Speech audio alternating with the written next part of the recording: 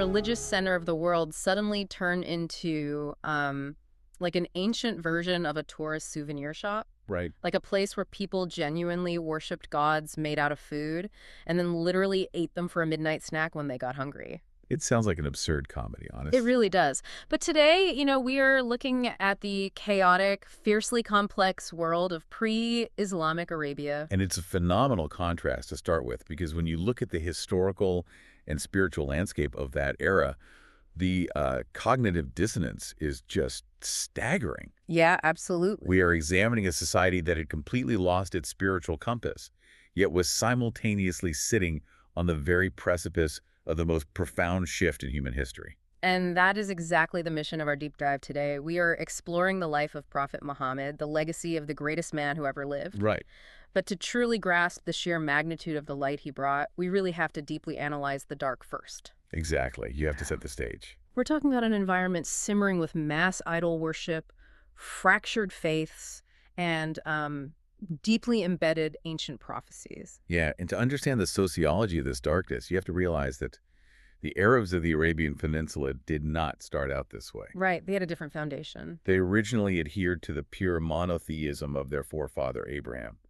They believed in the absolute oneness of Allah. But, abstract monotheism requires a really high degree of cognitive and spiritual discipline, doesn't it? It does. It absolutely does. And over centuries, that pure faith eroded, largely due to a highly influential leader named Amr bin Luhai. Wait, so how does a highly respected leader convince an entire society with deeply entrenched monotheistic roots to just, suddenly start worshiping carved pieces of stone? Well, it comes down to the psychology of human nature, right? We crave tangible, immediate connection. Oh, I see. Yeah, so Amr bin Luhai traveled north to the region of Al-Sham near modern-day Syria.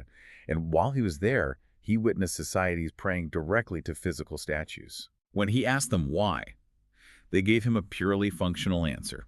They said these idols were intermediaries. Like a middleman. Exactly. If there was a drought, you asked the specific idol for rain, and it supposedly appealed to God on your behalf.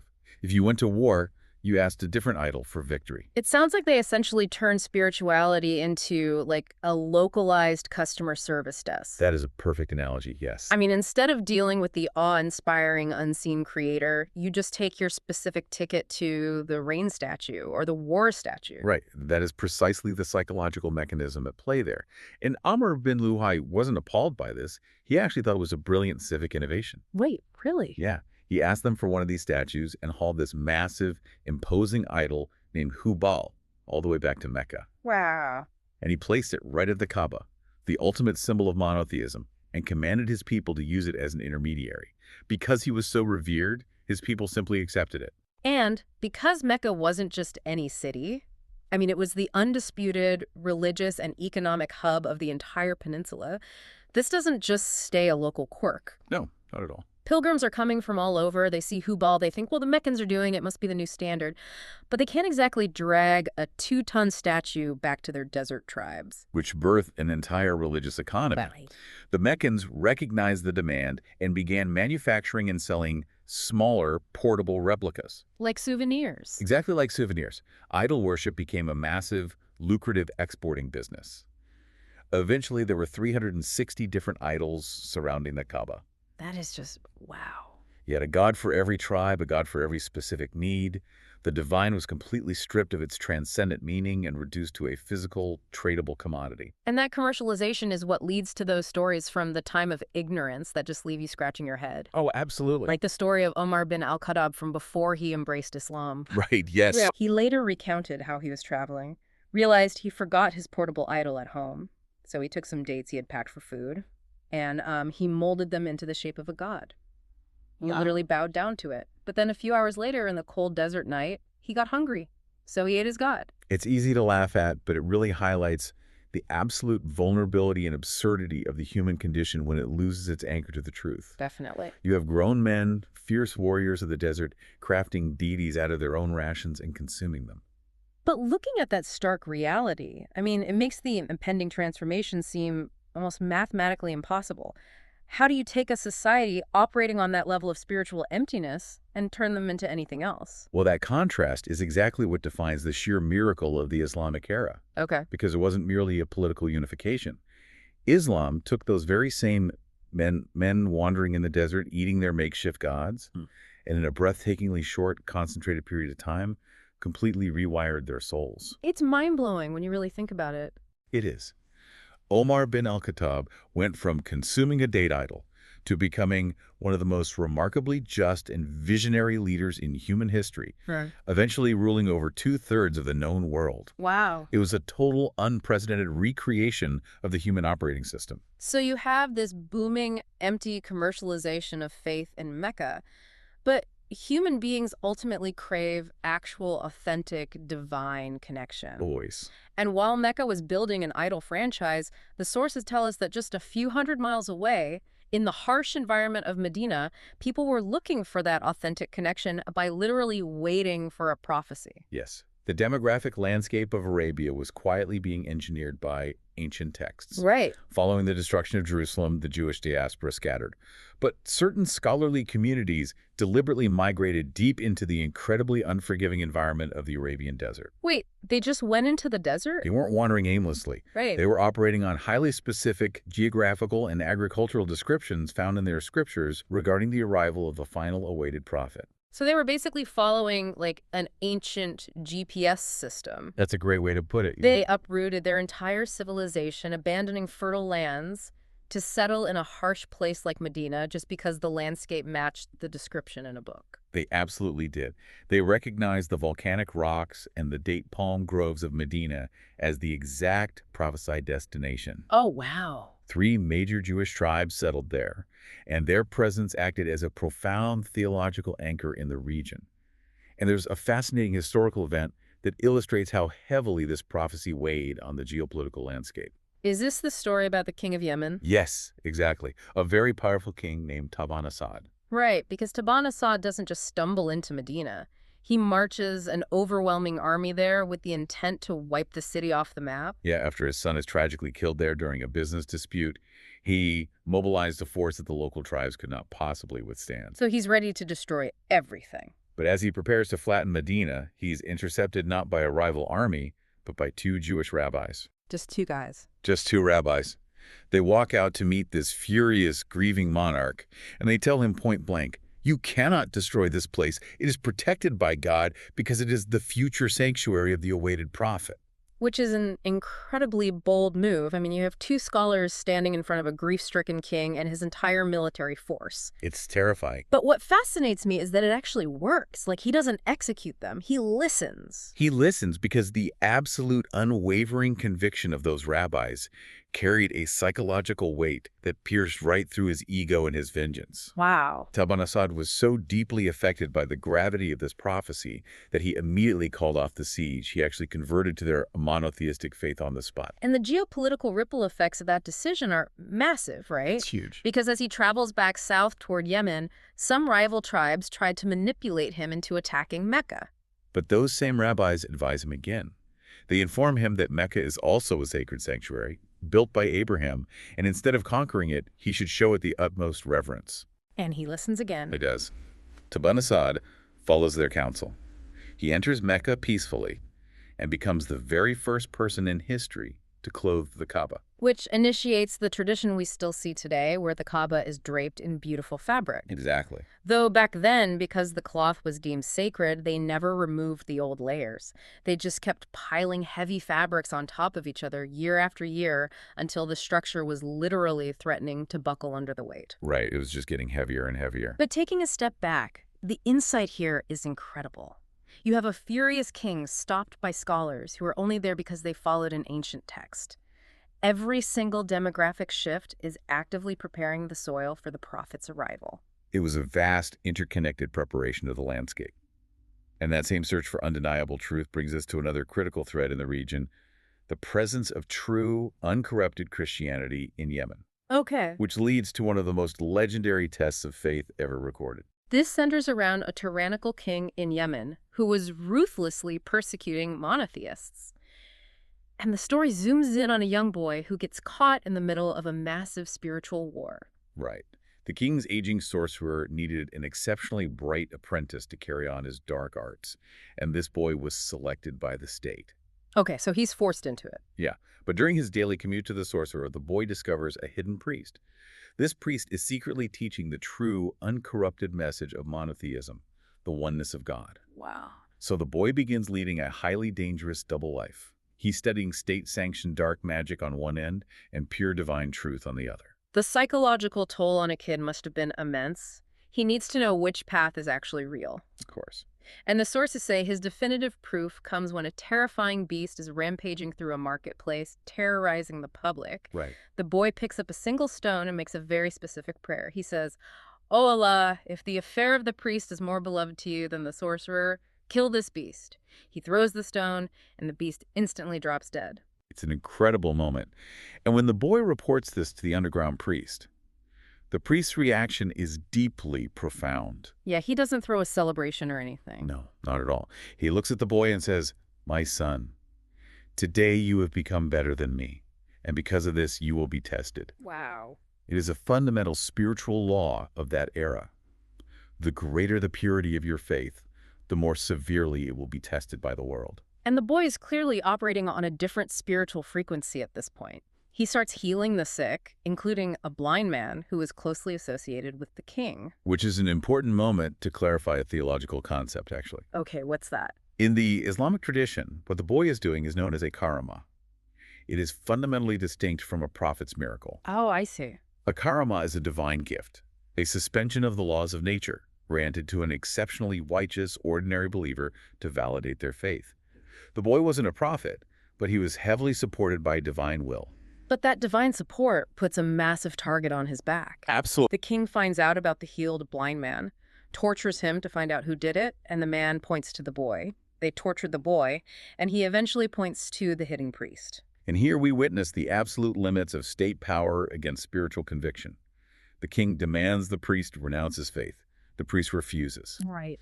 The king literally has a saw brought out and has the priest sawn in half. But the priest never wavers. That is just brutal. So the king turns his full wrath on the boy. And this is where the king realizes he is completely out of his depth. Yeah, he sends his military to throw the boy off a towering mountain. But the boy simply prays for God to handle the soldiers however he wills. The mountain violently shakes, the soldiers plummet to their deaths, and the boy calmly walks back into the king's court. It's wild. The king, operating on sheer ego, tries again. He sends soldiers out into the deep ocean to drown the boy. And let me guess, the boy makes the same prayer. Exactly. The ship capsizes, the soldiers drown, and the boy returns unharmed. The king has all the military might in the world, but he cannot kill one single kid. So the boy completely flips the power dynamic. He does. He tells the king, "You will never kill me unless you do exactly what I tell you." This is a masterclass in psychological warfare by the boy. He tells the king to tie him to a trunk, gather every single citizen of the kingdom into one public square, and shoot an arrow at him. Right. But the condition is, the king must loudly proclaim, "In the name of Allah, the Lord of the boy." It is essentially a spiritual Trojan horse. Yes. The boy knows the king's massive ego won't allow him to back down in front of his people. He uses the king's own arrogance and the king's own massive platform to broadcast the truth to the entire nation. Exactly. The king is so blinded by his desire to eliminate this threat that he complies. He gathers the masses, shouts the phrase acknowledging the boy's God, and strikes the boy with the arrow. The boy achieves his martyrdom. But the psychological mechanism the boy engineered works perfectly. The entire kingdom, witnessing the king publicly submit to the boy's God in order to kill him, instantly converts to monotheism. The king's plan backfires spectacularly, but, his retaliation is incredibly dark. Yes, it is. He orders massive, fiery trenches to be dug across the land. He forces these newly converted believers to the edge of the roaring flames and gives them a choice.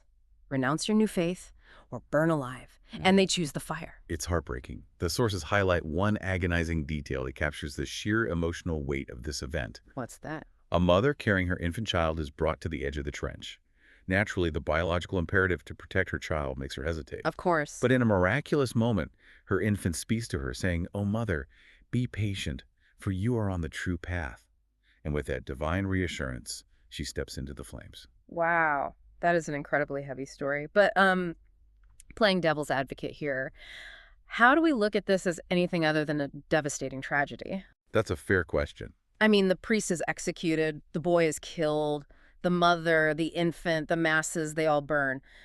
Biologically, sociologically, the king maintained his throne.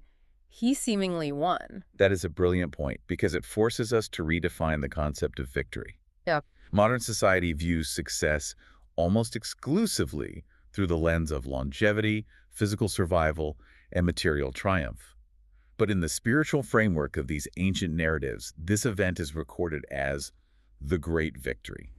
Really? Even though they died? Yes, because the king only destroyed their biological vessels. He absolutely failed to break their souls. The true metric of victory here was their unshakable integrity in maintaining the truth against impossible odds. Wow, that's powerful. Their physical lives ended, but their legacy of faith became eternal. That fundamentally shifts how you view the story. They didn't lose, they transcended. Exactly. And the historical reality is that the blood of those martyrs in Yemen didn't just disappear into the ash. It actually triggered a massive geopolitical shift that directly sets up the final sequence of our deep dive.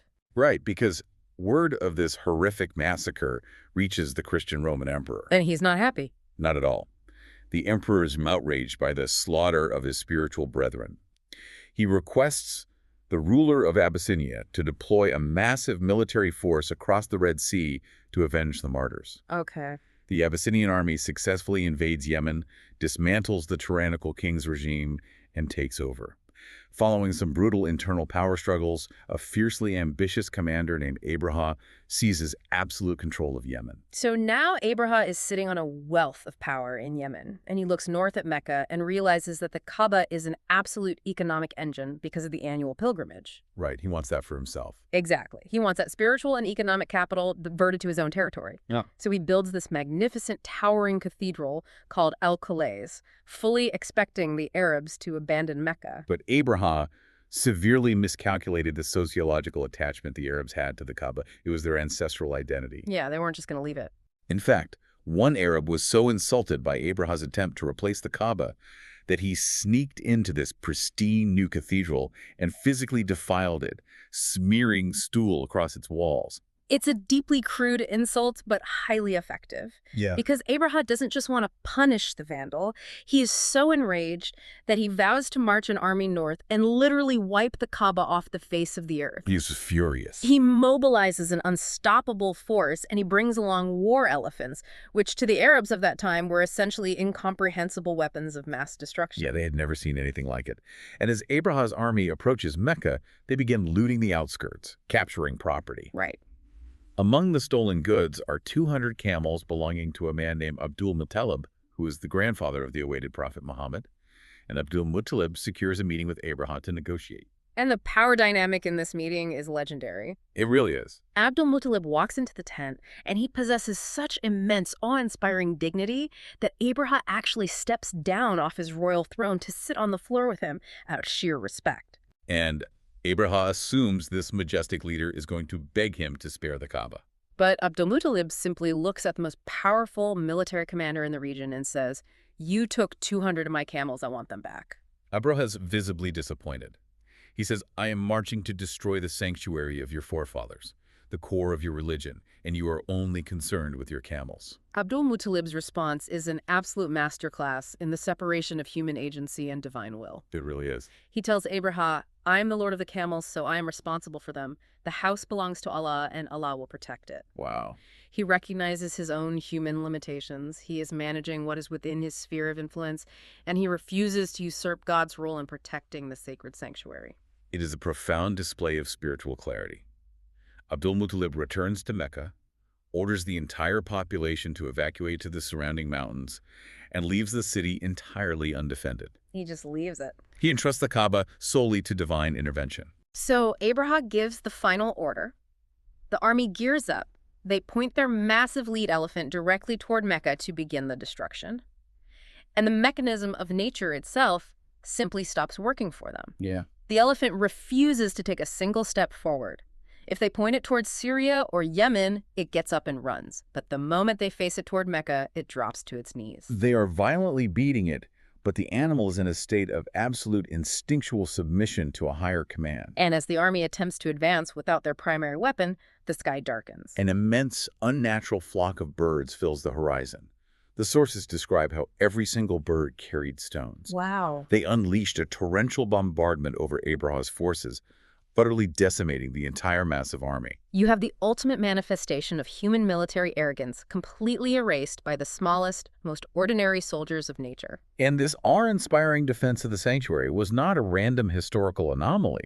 It occurred in a very specific window of time that became universally known as the Year of the Elephant. It was a miraculous cleansing, a grand securing of the sacred city. Because all of these massive tectonic shifts we've talked about today were converging on one exact moment. Precisely. In the Year of the Elephant, amidst the echoes of shattered armies, migrating scholars, and unyielding martyrs, the wait finally ended. In that very year, Prophet Muhammad was born.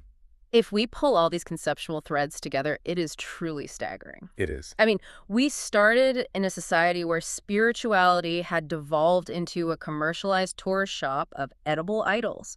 We saw entire communities uprooting their civilizations to wait in the desert for an ancient prophecy. Right.